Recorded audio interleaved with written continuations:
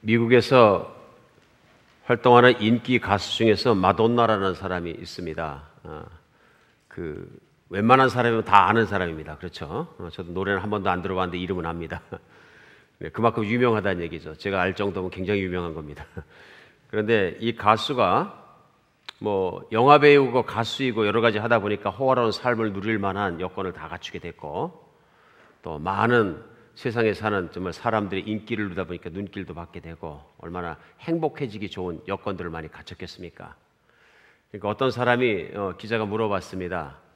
참 행복해질 수밖에 없는 모든 걸 다 가지고 있는데 만약에 지금 누리고 있는 인기, 돈 여러 가지를 다 해서 맞바꾸고 싶은 것이 있다면, 지금도 간절히 갖고 싶은 것이 있다면 어떤 것이 있느냐 하고 물어봤습니다. 그랬더니 마돈나가 그 질문을 심각하게 받아들였어요. 그래서 얼굴이 굳어지고 한참 생각하더니 눈에는 눈물이 고이고, 그리고 또 한숨을 한번 크게 내쉬더니 떨리는 입술로 이렇게 얘기했습니다. 내게도 엄마가 있었더라면 좋을 뻔했어요. 엄마가 있었더라면. 아무리 자기가 유명하고 모든 걸 다 갖추고 있어도 어린 시절에 그가 엄마가 없어서 겪어야 됐던 외로움, 왕따, 뭐 여러 가지 아픔을 겪었겠죠. 그 아픔에 비하면 지금이라도 내가 가지고 있는 모든 걸 바꿔서라도 나는 엄마하고 살아가는 어린 시절이 훨씬 더 그립다. 그런 삶이 있었으면 좋겠다. 정말로 그렇게 모든 게 완벽하게 갖추고 있는 것 같이 보이는데 불구하고 그 가슴 속에는 이렇게 상처가 있고 빈자리가 있고 갖고 싶은 것이 있는 것입니다. 우리 인생을 살다 보면 우리 인생이 그런 것 같습니다. 다른 사람들 보기에는 너무너무 좋아 보이지만 그런 사람들이 보기에 좋아도 그렇지 않은 경우가 너무나 많다, 그런 얘기입니다. 서울에는 한 큰 대형 교회에 장로님 한 분이 너무너무 은혜롭게 생기셔가지고 정말로 인자하시고 따뜻하시고 예수 그리스도의 모습도 많이 드러나시고, 그래서 사람들이 그 장로님 와이프 보고 늘 얘기했던 권사님은 세상에서 제일 행복한 사람이겠습니다. 저렇게 좋은 남편을 두셔서. 그때 권사님이 고개를 쩔레쩔레 흔들면서 그러시더래요. 모르는 소리 하지 마시오. 저 사람 저렇게 은혜 받을 때까지는 평생을 나가가지고 살고 자식 나갖고 집에 데려오는 거 빼놓고서 나머지는 다 했다가 내 속을 얼마나 터치게 했는지 중반 넘어서나 겨우 하나님 만나서 돌아와서 저렇게 열심히 하니까 사람 바뀌어서 그렇습니다. 내 안에는 말도 못하는 상처를 많이 받았습니다. 당한 사람만 아는 거죠. 우리 인생 살다 보면은 남 모르는 아픔이 있고 남 모르는 상처가 있고요. 해결되지 않은 문제들이 계속 남아가지고 우리의 행복을 깨트릴 경우가 많이 있습니다. 무엇인가 붙잡혀 있는 것이죠. 많은 경우에 우리는 그런 아픔들 때문에 과거에 붙잡혀 살아갑니다. 이 과거에 붙잡혀 사는 사람일수록 아주 정말로 뼈아프게 아픈 체험들이 있습니다. 그렇기 때문에 그것이 해결이 안 되니까 오늘도 행복하게 살 수 없는 경우가 너무나 많습니다. 우리 하나님 말씀 묶임 시리즈로 지금 7번째를 말씀인데 거의 마지막 될 것 같은데요. 오늘은 하나님 말씀을 통해서 우리가 과거의 묶임, 상처로부터 자유해지는 그런 날 되었으면 좋겠습니다. 특별히 우리가 묶여있는 과거로부터 자유해져서 내가 정말로 하나님 앞에 기뻐해야 되는 오늘 기뻐하고 미래를 바라보고 희망을 가지고 살아갈 수 있는 그런 사람으로 확 돌아서는, 정말로 현실적으로 내 믿음이 나를 갖다 꽉 채워지는 그런 날 됐으면 좋겠습니다. 오늘 여러분과 제가 받은 본문은 창세기 34장 25절에서 35장 3절까지 말씀 받았습니다. 창세기 34장 25절에서 35장 3절까지 말씀입니다. 25절부터 우리 교독합니다. 제3일에 아직 그들이 아파할 때에 야곱의 두 아들 디나의 오라버니 시므온과 레위가 각기 칼을 가지고 가서 몰래 그 성읍을 기습하여 모든 남자를 죽이고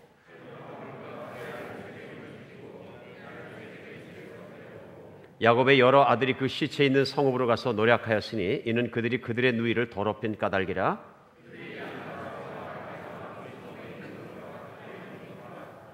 그들의 모든 재물을 빼앗으며 그들의 자녀와 그들의 아내들을 사로잡고 집 속의 물건을 다 노략한지라.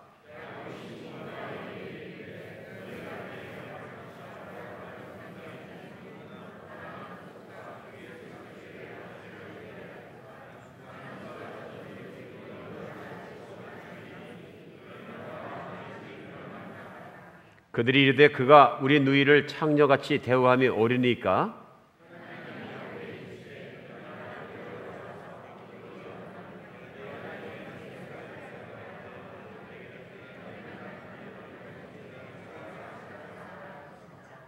야곱이 이에 자기 집과 사람과 자기와 함께한 모든 자에게 이르되 너희 중에 있는 이방신들을 버리고 자신을 정결하게 하고 너희들의 의복을 바꾸어 입으라.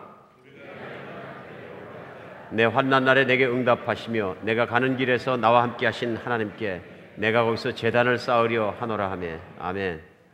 34장 25절부터 마지막 35장 3절까지 말씀은 그런 내용입니다. 이게 뭐냐면요, 야곱의 두 아들이 그 디나의 오라버니가 시므온과 레위였었는데요, 각기 칼을 차고 가서 세겜과 세겜에 있는 장정들을 다 쳐 죽인 얘기예요. 이들이 왜 이런 일을 일으키게 되냐면요, 창세기 34장에 보면은 야곱이 그의 외삼촌의 땅이었던 정말 그 하란 땅에서 도망 나와서 이제는 정말 가나안 땅으로 돌아와서 가나안 땅에서 살아가는데 세겜이라는 지역에 정착을 합니다. 근데 거기서 살다 보니까 그 지역의 추장이었던 세겜이 하몰의 아들인데요, 그 야곱의 아들인 디나를 짝사랑합니다. 짝사랑하니까 이 디나를 짝사랑하다 못해서 참지 못하니까 디나를 갖다 자기 집에 잡아들여가지고 동침합니다. 이 동침하는 사건을 겪었을 뿐 아니라 디나를 붙잡고 있습니다. 그러니까 이제 디나의 오라비들이 오늘 본문에 보면은 너무너무 화가 나니까 꾀를 냅니다. 꾀를 내가지고 세겜을 찾아가서 얘기합니다. 근데 세겜이 어떤 대가라도 치르겠으니까, 그렇죠? 내가 어떻게 해서든지 디나하고 살게 해달라고 사정합니다. 그러니까 이 아들들이 속입니다. 우리가 이방 민족하고는 결혼하게 할 수 없으니까 할례를 받아라. 그러니까 세겜과 세겜의 동네에 있는 족속들이 전부 다 할례를 받습니다. 남자들이. 그 남자들이 할례를 받았다는 얘기 중요한 부분의 표피를 잘라버린 것인데요, 무슨 요즘처럼 의사가 해가지고 깨끗하게 정말로 항생제를 먹고 이렇게 하는 것도 아니고, 그 정말 더러운 나이프로 잘라내고 그러면 어떻게 됩니까? 파상풍 같은 거 걸리잖아요. 그래가지고 열이 올라가고 그러니까 막 끙끙 앓았던 모양이에요. 그래서 전부 다 이제 상처가 덧나고 하니까 끙끙 앓고 있는데 움직이지 못하는데, 그때 바로 그 디나의 오라비였던 시므온과 레위가 각각 칼을 차고 들어가서 모든 남자를 다 죽였다는 얘기입니다. 그 다음에 하몰과 그 아들 세겜도 죽이고요, 그 다음에 거기 있는 여자들을 다 끌고 오고 동물들 다 끌고 오고 나머지 기물은 다 파괴하고 완전히 그냥 어떻게 했다는 얘기입니까? 박살을 내고 들어왔다는 얘기입니다. 박살을 내고 들어오자 야곱이 그 얘기를 듣고 야곱이 시므온과 레위에게 얘기합니다. 30절에 보면 뭐라 그러냐면요, 4장 30절에 너희가 내게 화를 끼쳐 나를 하여금 이 땅 주민 곧 가나안 족속 브리스 족속에게 악취를 내게 하였도다. 나는 수가 적은즉 그들이 모여서 나를 치고 나를 죽이리니 그러면 나와 내 집이 망하리라. 너희들이 나쁜 일을 했다. 무슨 나쁜 일을 했느냐 하면은 가가지고 원수 갚은 것까지 좋은데 원수를 갚았기 때문에 어떻게 됐어요? 이제 거기 가나안 족속과 브리스 족속과 그 이방 족속이 가득 있는데 거기에서 객으로 살아가는 우리는 숫자가 적은데 그 민족이 수십만 수백만에 다 미운 털이 박혀가지고 이제 우리만 보면 다 죽이려고 그럴 텐데 이제 어떡할 거냐? 우리 가족이 다 죽게 생겼다. 한 명도 빼짐없이. 이게 승리가 아니고 원수를 갚은 게 아니고 우리가 이제 인생이 끝나게 생겼다. 그래가지고 완전히 바닥에 빠져버리는 그런 상황입니다. 인생 중에서 야곱이 보니까 위기 중에 위기를 당하는 거죠. 그런데 이 야곱이 이렇게 환란 속에 들어가는 것은 오늘이 처음이 아닙니다. 이 사건이 처음이 아니고요. 우리가 성경을 창세기를 읽다 보면 야곱은요, 위기 다음에 위기, 그 다음에 계속 위기를 넘어서 살아온 사람입니다. 그것도 목숨을 잃어버리냐 안 잃어버리냐 위기 속에 살아온 사람입니다. 그래서 야곱이 그 인생의 끝에 정말 애굽에 내려가서 그 당시에 애굽의 왕이었던 바로 앞에 나가는 그런 일이 있었는데요. 창세기 47장 거의 끝에 그 야곱이 바로에게 얘기했던 자기 인생을 이렇게 결산합니다. 야곱이 바로에게 아뢰되 내 나그네 길 세월이 130년이다. 내 나이가 얼마 못 되니 우리 조상이 나그네 길에 연주에 미치지 못하고 짧고 험악한 세월을 살았나이다. 이게 뭐냐면요, 아브라함이나 그 아브라함 전에 있는 조상들만큼 내가 오래 살지 못한 이유는 내 인생이 험악해 있기 때문에 그렇습니다. 그러니까 자기 스스로 볼 때 자기 인생은 뭐냐면요, 험악한 인생이었다 하는 얘기예요. 힘든 인생이었고 막 죽고 살고 난리치고 뒤집어지고 막 그런 인생이었다 그런 얘기예요. 오늘 야곱 스스로가 이 얘기를 한 것처럼 야곱의 인생은 험악한 인생을 살았습니다. 근데 야곱이 왜 험악한 인생을 살았는지는 우리도 압니다. 그렇죠? 성경을 한번 읽어보면 야곱의 인생의 스토리가 쫙 나오는데요, 그 인생 전체가 나와 있는 많지 않은 사람 중에 하나가 누구냐면 야곱입니다. 그런데 야곱은 우리의 삶과 저 자신의 삶과도 많이 닮은 것 같아요. 너무나 닮았습니다. 야곱은 똑똑한 사람입니다. 야곱은 두뇌 회전이 빠르고 어떤 사람이 약삭 빠른 사람입니다. 그래 이름이 야곱인 것 같아요. 근데 야곱이 얼마나 두뇌 회전이 빠르냐 어릴 때부터 시작해갖고 그렇죠? 청년 때부터 시작해가지고 그 형 에서하고 쌍둥이로 태어났는데 그 형이 가지고 있는 장자 상속권이 너무너무 갖고 싶어가지고 과거에는 자기가 돈을 가지고 재산을 가질 수 있는 일이 장자가 되는 일밖에 없거든요. 그러니까 그걸 뺏기 위해서 형한테 거짓말 하잖아요. 사장이나 하고 우직하고 무식하고 머리가 안 들어갔던 형은요 동생한테 완전히 속아가지고 팥죽한 것에서 장자권을 뺏깁니다. 하나님 사랑까지 뺏깁니다. 어리석은 짓을 합니다. 그런데 형만 속인 게 아니라 아버지도 속입니다. 아버지도 속여가지고 장자권까지는 뺐습니다. 근데 머리가 빨리 돌아가는 사람의 단점이 뭔가 하면요 멀리를 못 봐요. 못 보는 게 뭐냐 하면요 에서에게는 머리를 돌리는 능력이 있었지만 주먹으로 치는 능력은 있었던 걸 몰랐던 거예요. 에서를 화가 나게 하니까 머리를 돌려가지고 합법적으로 그 장자권을 뺏는 것 이외에 그 다음에 뭐예요? 생명을 위협한다는 사실을 못 가달았던 거예요. 제가 잘 아는 변호사 한 분과 커피를 마시면서 얘기를 하는데 뭐라 그러시냐면요 제가 그랬어요. 미국은 이 법을 잘하는 사람이 실력이 있고 힘 있는 사람이 힘이 제일 센 것 같아요. 그랬더니 목사님 아닙니다. 그럼 누가 힘이 세요? 주먹 가진 사람이 더 세죠. 그게 무슨 말씀이었더니 책을 딱 그런데 뻥 때리시니 총 가지고 힘 가지고 뻥 써면 책이 빵꾸 나고 빵꾸 난 거 가지고 그 다음에 싸우는 게 변호사가 싸우는 겁니다. 그런데 이 책은 어차피 다 망가졌습니다. 그러니까 뚫는 사람이 힘이 있는 거죠. 그 힘 앞에는 다 덜덜 떱니다. 그것이 돈이든 총이든 조직이든 조직폭력배든 힘 앞에는 덜덜 떱니다. 그러는 거예요. 들으면서 그 말이 참 일리가 있다. 오늘 야곱이 속였지만 에서의 힘 앞에 꼼짝 못해. 너 죽여버린다는데 장자권이 무슨 소용이 있으면 살고 나서 얘기잖아. 그러니까 엄마도 동조했던 엄마도 너 도망가라 도망가라. 내 형 보니까 진짜 죽이겠다. 걱정이 되니까 어떡합니까? 도망갑니다. 도망가는데 아무것도 가진 것이 없고 아는 거라고는 갈대라고는 우리 할아버지가 떠나왔던 하란 땅에 있는 외삼촌밖에 없습니다. 이제 그 외삼촌을 찾아가고 한심한 신세가 되어서 보따리 싸가지고 도망가다가 광야에서 돌베개 베고 자다가 누굴 만납니까? 하나님을 만납니다. 야곱이 아무것도 믿을 것 없을 때 정말 인생의 위기에 하나님이 찾아오십니다. 하나님이 만나주시고요 꿈속에서 하나님이 복 주십니다. 그러니까 야곱이 거기서 서운합니다. 하나님 저를 평안히 가게 하시고 거기서 돈을 벌게 하시고 배고프지 않게 하시고 정말 옷도 입혀주시고 이 자리 돌아오게 하시면 제가 하나님 11조를 꼭 드리겠습니다. 제가 하나님으로 섬기겠습니다. 서원합니다. 하나님이 그 서원을 기뻐하셨던 것 같아요. 그리고 떠나가서 하란 땅을 가니까 하란 땅에 가서 만나는 사람이 어떤 사람 만납니까? 기가 막힌 사람을 만납니다. 자기가 왜 그렇게 머리가 빨랐는지 그것을 깨달을 만한 사람이 만납니다. 그래서 고수 중에 고수를 만나게 되는데요. 그래서 사람 속이는 달인을 만납니다.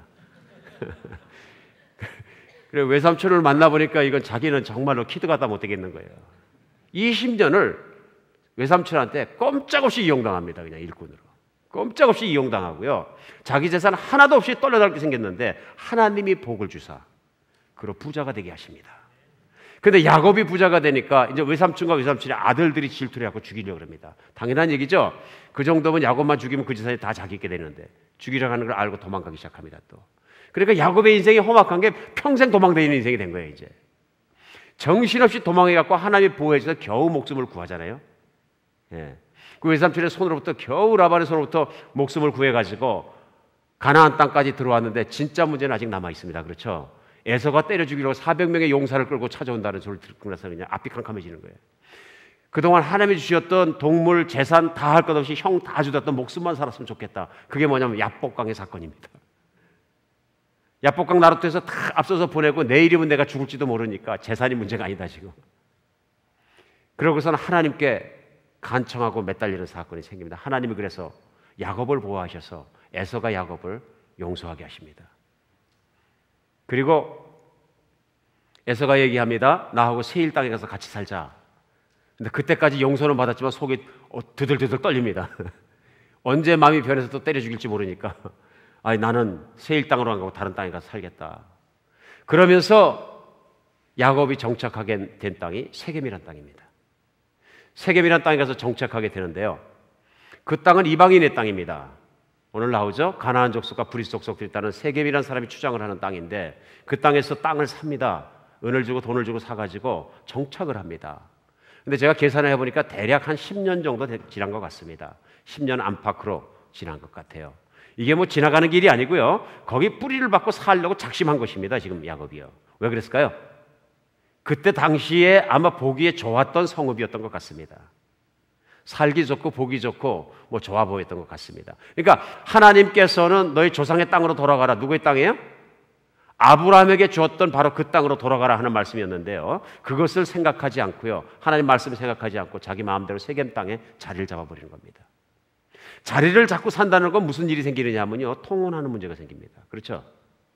사람이 서로 사돈을 맺고 통혼하고 같이 살다 보면요. 그들의 풍습을 따라가게 되어 있습니다. 그들의 습관을 따라가고 하나님을 섬기는 것보다는 그들의 우상을 섬기게 되어 있습니다. 그래 하나님이 통혼을 금지하신 거예요. 오늘 그런데 거기 살다 보니까 거기 현장에 살고 있던 추장이 아마 야곱의 딸 중에 디나가 이쁘게 생겼던 모양이죠. 그럼 그 추장이 좋아하면 그 여자 한 명 좀 뺏어가는 것 과거로 봐서는 있을 수 있는 일입니다. 그렇죠? 옛날에 왕들은 뭐 안에 있는 여자도 막 뺏어가던데 뭐 있을 수 있는 일입니다. 힘이 있고 능력이 있고 하니까 뭐 그런 정도로 이렇게 되지 않았나 싶습니다. 그런데 야곱의 아들들의 자존심이 용납하지 않는 것입니다. 두 번째는 상처가 용납하지 않는 것입니다. 오늘 본문은 그래서 그들이 한 일이 뭐냐면은 그들을 속이고 그 아버지 그 아들들이죠. 족보가 딱 드러납니다. 야곱의 족보를 보면요. 똑같습니다. 머리를 휙 돌려가지고서는 꼼짝 못하게 하고 승리를 하는데 그게 승리가 아니라 죽음의 길로 뛰어들어간 것이죠. 오늘 이 창세기에 나와 있는 야곱의 인생을 이렇게 보면서 어쩌면 오늘날 우리 인생과 그렇게 비슷한지 모르겠습니다. 우리 인생도 살다 보면은 알게 모르게 내가 열심히 살고 만족을 향해서 행복을 살아 뛰어가서 살다 보면 다른 사람이 나보다 더 빠른 사람이 있고 나보다 머리 좋은 사람이 있고 나를 힘들게 하는 사람이 있고 나는 최선을 다해서 머리를 돌렸는데 나보다 머리를 잘 돌리는 사람이 내 거 뺏어가는 경우도 있고 나는 최선을 다해서 내 마음을 주고 갔는데 그 사람이 내 마음을 이용하는 경우도 있고 그래서 수도 없는 상처를 받습니다. 맞죠? 우리 상처를 받기도 하고 지난날을 가만히 생각해 보면은 내가 내 만족을 위해 뛰어갔던 내 판단하고 결정하고 내가 했던 모든 행동들이 다른 사람을 아프게 하고 심지어는 평생 잊지 못할 가슴에 못을 박기도 합니다. 그래서 야곱의 인생을 따지고 보면 야곱은 피해자가 아니고 피해자가만 되는 게 아니라 가해자도 됩니다. 그렇죠? 형 에서에게 가해자고요. 오늘 마찬가지입니다. 세겜에게 또 세겜 족속들에게는 피해자가 되기도 하지만 그 딸 디나가 강간당한 것 이상으로 온 그 마을에 있는 사람을 다 죽여버렸으니까 지나치게 복수했습니다. 제가 보기에는. 삼족을 멸해버린 거예요. 아주 그냥 몰살을 시켜버린 거예요. 가해자도 됩니다. 여러분의 인생은 어떻습니까? 피해자와 가해자, 상처도 받고 상처 주고 두 가지 다 한 것 같지 않습니까? 이런 인생을 살다 보니까 우리가 가장 묶이게 되는 게 뭐냐면요. 과거에 묶입니다. 내가 과거에 지독하게 아팠던 것, 내가 과거에 상처받았던 것, 힘들었던 것, 사람이 아프게 한 건 잘 기억 못합니다.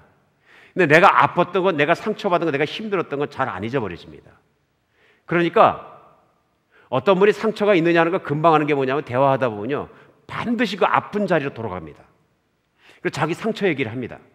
자기도 모르는 사이에 그 얘기를 하고 또 그냥 곱씹고 화가 나고 내 인생이 뒤틀렸거나 떨어진 그 지점에서 계속 돌아갑니다. 이게 뭐냐면요. 과거에 묶여 있는 것입니다. 옛날에 묶여있고 상처에 묶여있기 때문에 그때부터 아픈 거죠.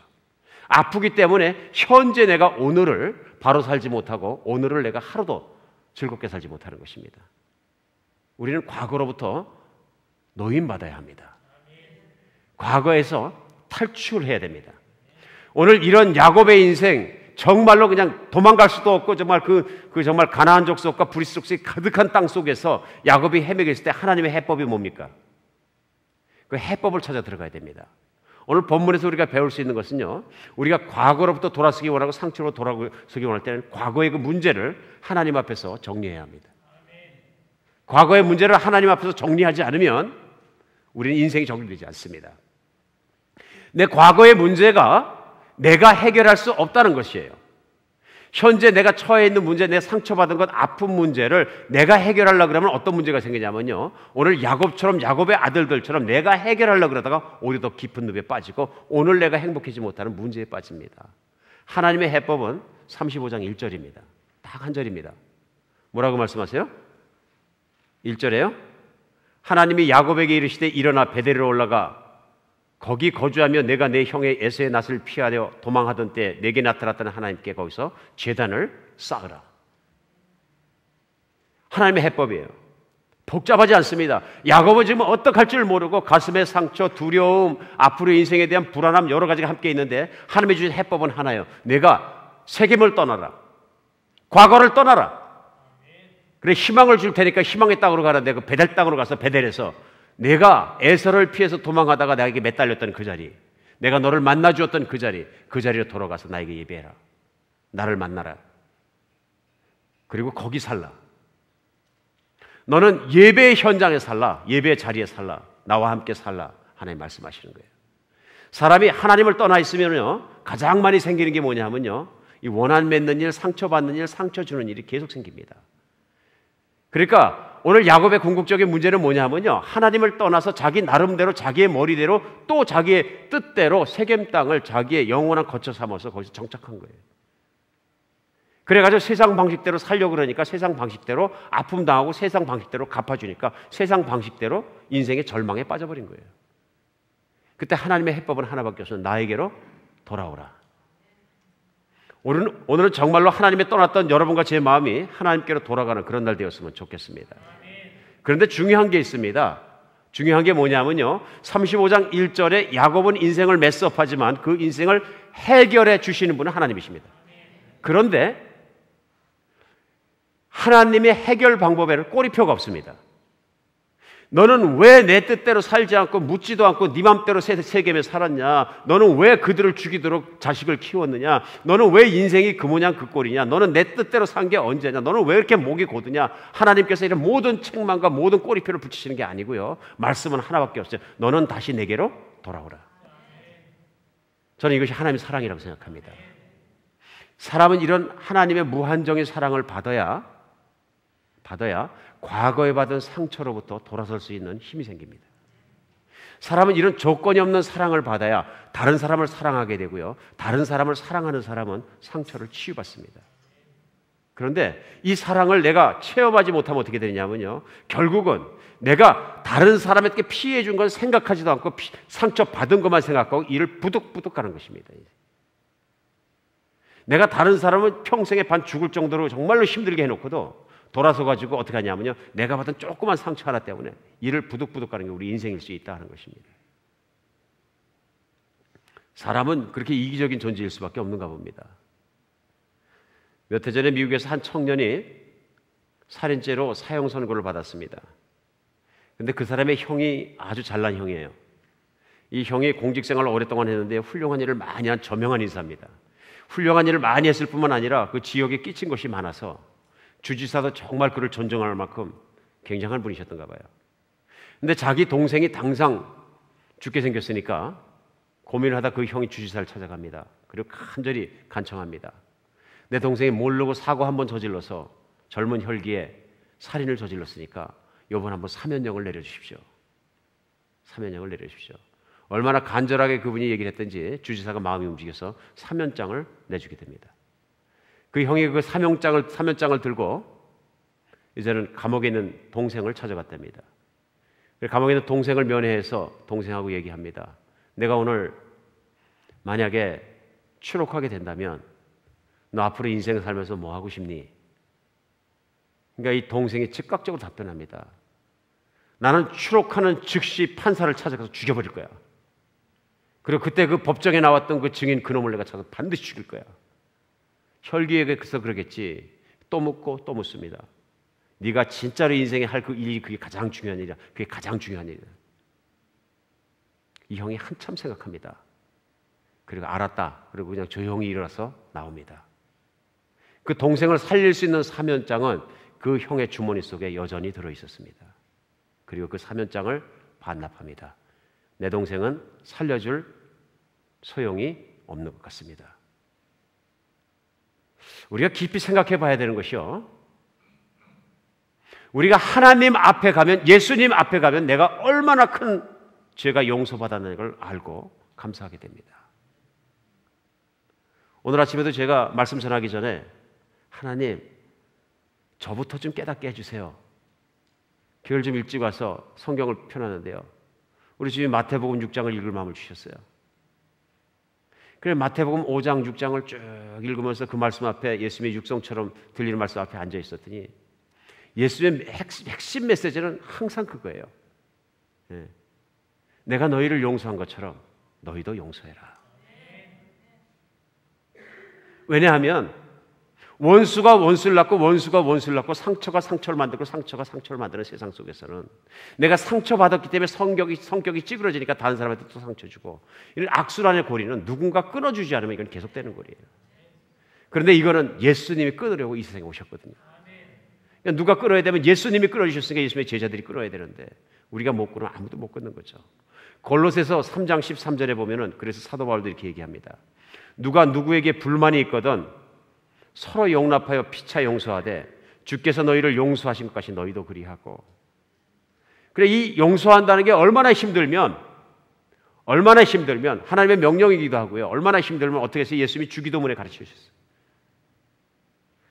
하나님의 영광에 대해서 하나님의 이름이 높아지시고 나라 임합시고 뜻이 하늘에서니까 땅에서 하나님의 영광에 대해서 다 구하고 나서 그 다음에 바로 구하는 게 뭐예요? 일용할 양식을 주옵시고. 일용할 양식만큼 중요한 게 뭐예요? 우리가 우리에게 죄 지은 자를 사하여 준 것 같이 우리의 죄도 사하여 주시옵고. 얼마나 힘들고 얼마나 필요하면은 이건 데일리예요. 일용할 양식담으로 매일매일 상처받은 걸 용서하게 하시고 상처받은 걸 해결하게 하시고 그로 말미암아서 죄 짓지 않게 하시고 이런 말씀이에요. 하나님 내가 상처받은 것 때문에 앙심을 물고 그걸 말로 죄 짓고 으릉으릉 해가지고 주님 앞을 떠나지 않게 하시고 그런 말씀이에요. 이건 영적인 양식입니다. 내가 매일 먹어야 되는 영적인 양식, 매일 하나님께 들고 나가서 해결받지 않으면 안 되는 문제인 거죠. 오늘 우리에게 문제는 뭐냐면은 내가 세겜 땅에 살 때는 세상적으로 살고 세상의 방식으로 살 때는 미운 사람 믿고 원하는 사람 원하 있고 용서 못할 사람 용서 못하고 계속 가지고 있는데 그게 우리 세겜 땅 과거에 있는 것입니다. 오늘 예수님은 너희가 새 사람이 되었으면 내가 너를 용서한 것처럼 그리고 내가 너를 사랑하는 것처럼 그를 놓아주라 말씀하시는 거예요. 잘 안 되거든 매일 기도하면서 해보라. 매일 내 앞으로 나와라. 오늘 힘들었던 야곱을 베델로 부르신 것처럼 하나님 우리의 문제를 하나님께 갖고 나갔을 때 우리를 새로운 희망의 땅 베델로 또 새로운 정말 주님을 사랑하는 땅으로 넣어주신 줄 믿으시기 바랍니다. 돌아서야 합니다. 돌아서야 합니다. 우리가 가지고 있는 이런 문제들을 하나님께 들고 나가야 하나님께서 우리의 상처를 아무리시고 우리를 고치십니다. 우리 정말 안 되면 매일매일이라도 기도하면서 이 문제를 끌고 하나님 앞에 나가는 여러분과 제가 되었으면 좋겠습니다. 과거를 떠나십시오. 세겜 땅을 떠나시기 바랍니다. 우리가 살아야 할 곳은 예수 그리스도 그분 아닙니다. 우리 믿음 안에서 용서하지 못할 사람이 없다는 결단을 가지고 하나님 앞으로 그 문제를 들고 나간 여러분과 제가 되었으면 좋겠습니다. 오늘 본문의 두 번째로 우리가 배워야 되는 건 뭐냐면요, 새로운 인생을 시작하시기 바랍니다. 하나님은 야곱을 왜 베델 땅으로 부르셨을까요? 간단합니다. 그가 받은 상처와 원한 속에서 계속 이방인과 같은 삶을 살기를 하나님 원치 않으셨습니다. 그래서 하나님은 그가 달라지기를 원하고 새로운 인생을 살기를 원하셨습니다. 하나님을 만난 사람마다 새로운 인생이 시작됩니다. 그 새로운 인생이 우리 인생을 밝게 해주는 믿으시기 바랍니다. 이 세상에서 제일 상처를 많이 받은 분은 누굴까요? 하나님이세요. 성경을 보면 압니다.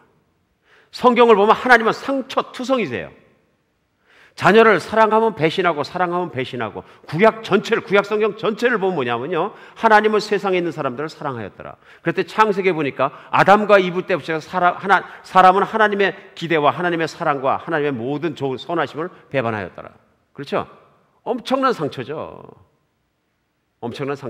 이게 무슨 상처냐면 연애 10년 하다가 신혼여행 갔더니 신혼여행 3일 만에 남편이 여자 만나가지고 떠난 거나 똑같은 거예요.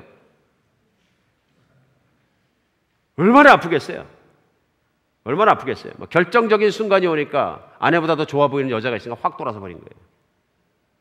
얼마나 상처받았어요. 하나님은 실제로 우리가 하나님을 떠나서 세상을 살아가는 걸 그렇게 바람난 여자에 또 표현할 때도 많이 있잖아요, 성경 안에. 그러니까 구약 성경을 한 대로 뭉뚱그려서는 얘기하라는 뭐냐면요, 하나님은 사람을 사랑하셨더라. 그러나 그 사람들은 하나님을 배신하였더라. 이게 끝이에요.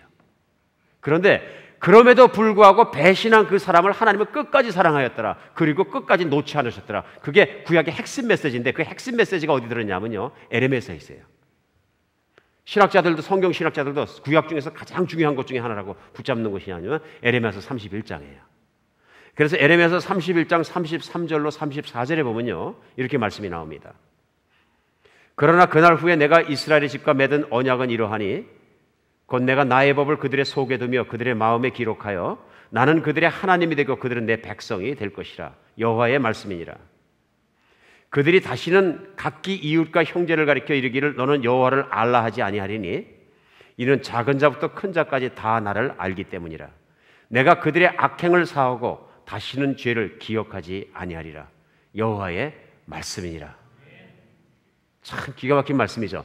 구약 전체를 뭉뚱그려서요, 이스라엘 백성이 하나님을 떠나고 모든 패역하는데 선지자를 통해 말씀하신 건 뭐냐면요, 그들이 그리 악하고 나를 떠났을지라도 나는 그들을 버리지 않고 내가 그들에게 새로운 약속을 주겠다. 그 약속이 뭐냐면요, 이제는 내 법을 돌판에 새겨주는 게 아니라 그 마음에다 새겨주겠다. 마음에다가 돌판에다가 새기는 것처럼 잊어버리지 않도록 새겨넣어줘서 그 얘기가 뭡니까? 내가 각 사람의 마음 속에 들어가서 내가 그들과 함께 살고 나의 마음과 나의 사랑과 나의 모든 걸 그들의 마음 속에 불릴듯이 일어나게 해주겠다. 우리 이게 뭔지 압니다. 그렇죠? 이게 뭡니까?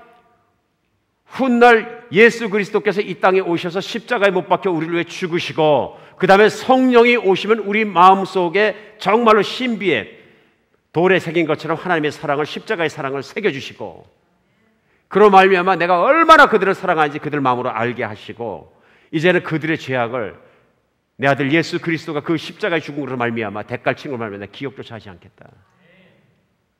신약에 오실 모든 큰 약속에 대한 모든 것들이 어디 있어요? 바로 구약의 에레미야서 31장에 33절로 34절에 다 있는 거예요.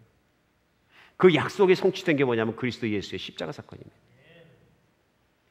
오늘 우리에게 성령을 받았다는 건 뭐냐면 우리 안에 있는 큰 죄악들이 하나도 빠짐없이 다 없어졌기 때문에 하나님이 우리를 받아들이신 거죠. 이제는 그 사랑을 내 마음에 새겼으면은 그 사랑을 가지고 내가 용서받은 것처럼 내가 아팠던 것을 용서해라 그러시는 거예요. 내가 너를 용서한 것처럼 오늘 보세요. 하나님은 내가 이스라엘 백성을 용서한 것처럼 너의 죄악도 너도 용서한다. 그러나 내 마음속에 아픔이 있거든, 원한이 있거든, 이가 갈리는 게 있거든, 한이 남아있는 게 있거든, 너도 용서해라. 그게 내 친구냐? 과거 헤어졌던 내 배우자냐? 너를 속삭이고 너를 힘들게 하고 너를 때렸던 내 자녀냐? 그게 내 부모냐? 내 선생이냐? 내 직장 동료냐? 너에게 사기를 쳤던 그 사업가냐? 누구냐? 내가 너를 용서한 것처럼 너는 그를 놓아주라. 오늘 그 말씀하시는 겁니다. 놓아줘야 새로운 인생은 시작됩니다. 완전히 놓아주지 않기까지는 새로운 인생은 시작되지 않고 나는 여전히 과거에 묶여 있는 것입니다. 요즘 올림픽 게임이 한창 되니까 얼마나 감사한지 모르겠어요. 왜냐하면은 뭐 엑스트라 기쁨이 있는 거예요. 제가 보니까. 그래서 모든 열방과 족속과 모든 족속은 다 하나님의 자녀들이라 누가 1등해도 기쁘겠지만 하나님의 마음으로 보면, 근데 제가 아직 그 마음이 못 됐나 봐요. 한국이 잘하면 굉장히 기분이 좋은 거예요. 그리고 어쩔 때는 막 게임할 때는 뭐 죽여 그러고 이런 마음이 어디서 나왔지. 근데 역시 떠나온 조국이지만 조국이 잘하면 좋고요, 미국이 잘하면 좋습니다. 근데 보니까 어저께는 미국이 1등이고 한국이 3등이고 4등이고 막 그래요. 그러니까 한국이 또 너무 자랑스러운 거 이렇게 보면은, 야 나라는 작은데 진짜 잘한다, 자랑스러운 거예요. 올림픽 보면 알 수 있죠. 근데 한국 사람이 첫 번째로 금메달을 따가지고 사람들의 마음에 기쁘게 됐던 건 뭐냐면요, 지금도 이렇게 좋은데 일제시대 손기정 선수가 금메달 땄을 때는 얼마나 좋았겠어요. 압박과 소름에서 정말 국가와 민족과 정체성을 잊고 살아가는데 한국 사람이 가서 전 세계에서 뛰어서 마라톤에서 뛰는데 제일 잘 뛰더라. 기가 막힌 일이죠. 그게 1936년도 베를린 올림픽 때 일이거든요. 근데 제가 찾아보니까 베를린 올림픽 때 미국에 있는 육상 선수 중에 한 사람이 누구냐면 잼 페리알이라는 사람이에요. 근데 이 사람이 그 베를린 올림픽에서 손기정 선수와 같이 뛴 사람이에요. 근데 그잼 페리알이라는 사람이 그 후에 2차 대전이 일어났기 때문에 2차 대전 때 군대를 들어갔다가 비행기를 타고 태평양에서 일본군이 쏘는 바람에 맞아가지고 떨어집니다. 떨어져가지고 구명선을 타고 조그만 구명보트를 타고선 40일간을 헤매서 겨우 살아났는데 그 살려준 사람이 일본군입니다.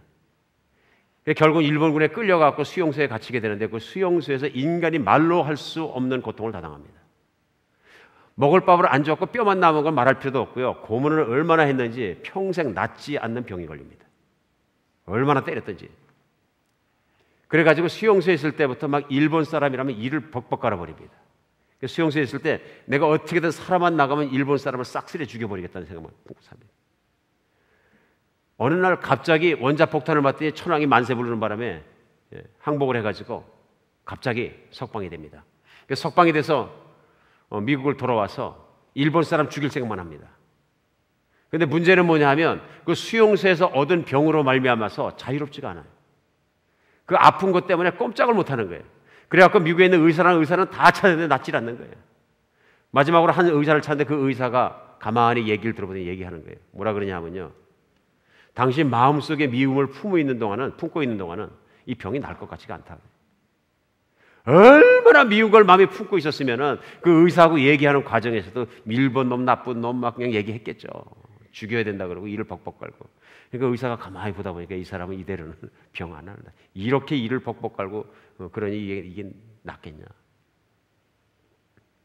잼 페리에이가 어느 날 아내 강권에서 어쩔 수 없이 빌리그리암 목사님 전도대회를 가게 됩니다.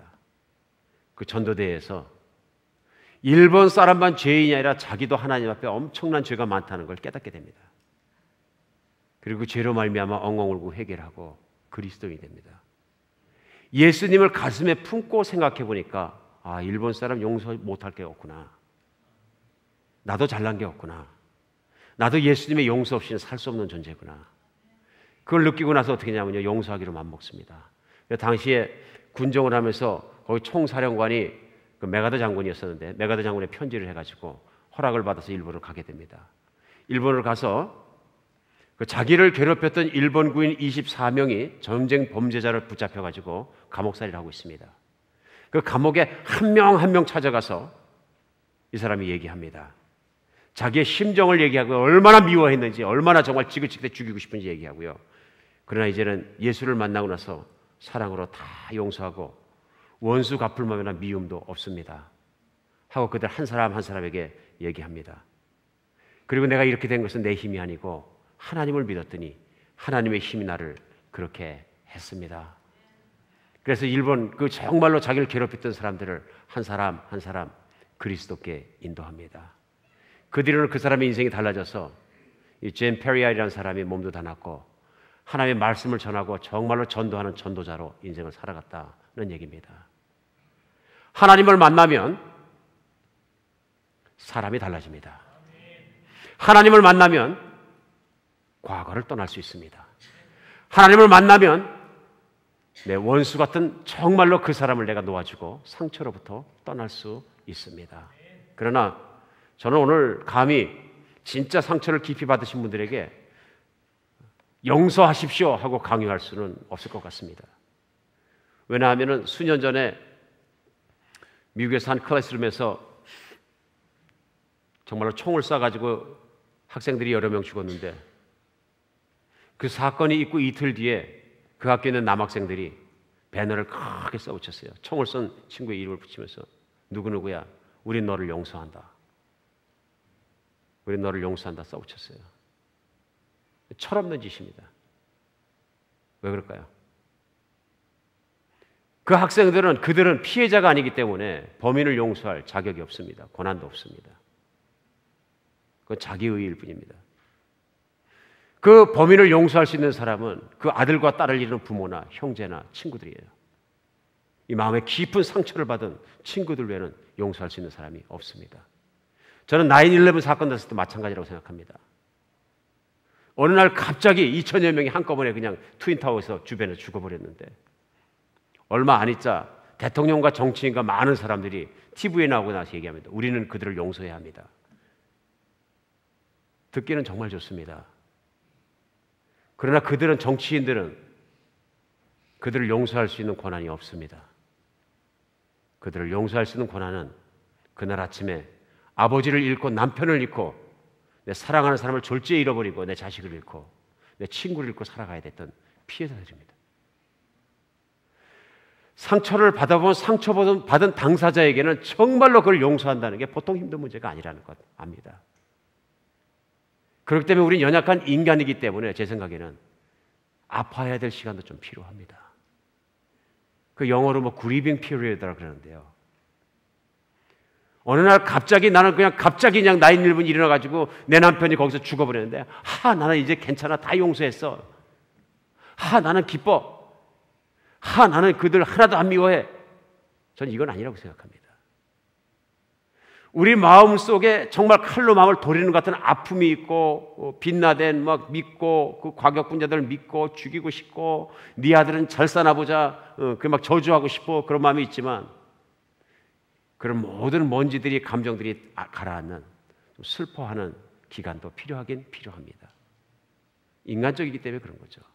그러나 그것들이 가라앉을 때 우린 돌아서서 그 원한과 상처의 자리를 일어서서 예수님께로 돌아가야 합니다. 예수님께로 돌아가야 합니다. 오늘 야곱이 정말로 힘들 때 얘기합니다. 너는 세겜을 떠나서 베델로 돌아가라. 그리고 나에게 나오라. 일어서라. 오늘 내가 상처와 아픔 가운데 그대로 있을지라도 하나님께서 말씀하신 너는 상처에서 이제는 일어서라. 그만큼 힘들어하고 그만큼 슬퍼했으면 됐다. 이제는 일어서라. 이제는 너는 내게 돌아오라. 내가 아플 때든 언제든 내가 너를 이끌어주고 내가 너를 치유하고 내가 너를 위로하고 내가 너와 함께 살겠다. 하나님의 음성을 듣는 그런 아침 되시기 바랍니다. 오늘 본문의 메시지는 그런 것입니다. 세상에서는 우리가 아프게 하고 아픔을 받고 엄폭진폭 살지만 하나님은 우리를 보호하십니다. 하나님은 우리를 돌아오기를 원하십니다. 여러분의 과거에 아팠던 세겜 땅은 어디입니까? 오늘은 거기를 떠나시기 바랍니다. 그리고 예배의 현장, 하나님을 사랑하는 현장, 오늘의 현장으로 돌아오시기 바랍니다. 기도하겠습니다.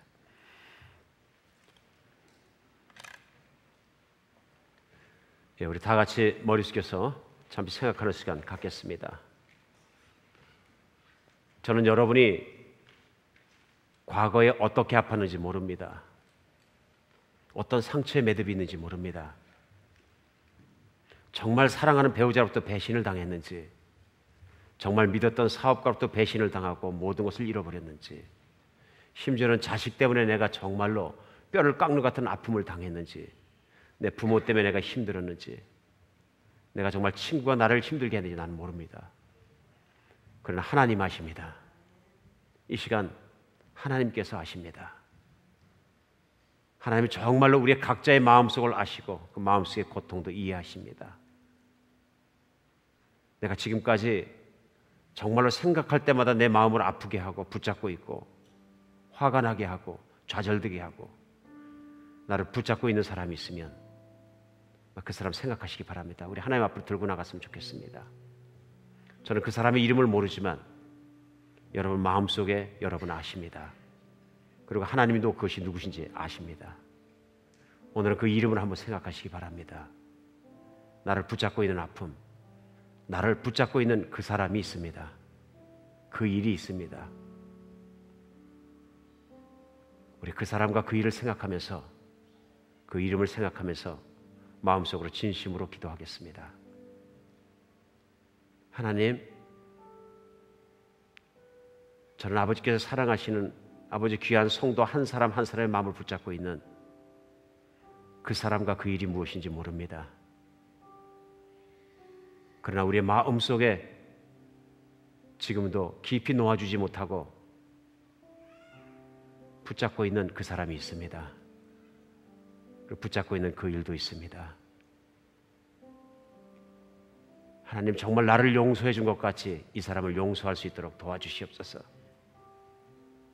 이 사람을 주님께로 깨끗이 보내줄 수 있도록 도와주시옵소서. 내가 붙잡고 절절매지 않도록 도와주시고 오늘 내가 그 사람을 놓고 용서하고 과거로부터 주님께로 돌아올 수 있도록 도와주시옵소서.